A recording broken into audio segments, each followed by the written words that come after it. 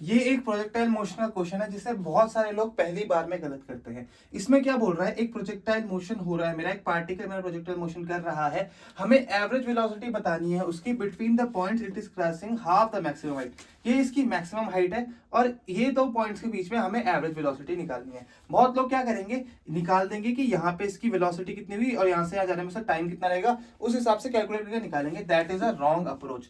तुम्हें सीधे average velocity का क्या जो कोर कॉन्सेप्ट है वो निकालना है। एवरेज वेलोसिटी क्या होती है, net displacement upon time taken. ठीक है, सो अगर मैं इस प्रोजेक्टाइल में बात करूं तो हमारी दो वेलोसिटी होगी। यहां तो मुझे पता है हॉरिजॉन्टली सेम ही रहती है, u cos थीटा ही रहती है हमेशा। ठीक है, यहां पे वर्टिकली कुछ ना कुछ इसकी वेलोसिटी होगी जिसे मैंने v मान लिया। ठीक है, सो वेलोसिटी निकालने के लिए मुझे क्या चाहिए, नेट डिस्प्लेसमेंट अपॉन टाइम।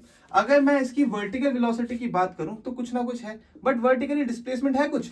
मेरा पार्टिकल पहले ऐसे यहां से यहां ऊपर गया, फिर इधर से इधर जाने में नीचे आ गया, तो नेट डिस्प्लेसमेंट मेरा वाई एक्सिस में तो जीरो हो गया। अब मेरा नेट डिस्प्लेसमेंट ही जीरो हो गया तो टाइम चाहे मुझे इनफाइनाइट लगे, ये तो मेरा एवरेज वेलोसिटी जीरो ही हो जाएगी। जो भी मेरी एवरेज वेलोसिटी होगी वो सिर्फ हॉरिजॉन्टल डायरेक्शन में होगी, ये वाली। और मुझे पता है हॉरिजॉन्टल में जो मेरी वेलोसिटी है वो कांस्टेंट ही रहती है, तो मेरी एवरेज वेलोसिटी भी u cos थीटा ही होगी। ठीक है, u cos थीटा ही होगी और इसकी डायरेक्शन क्या है, हॉरिजॉन्टल।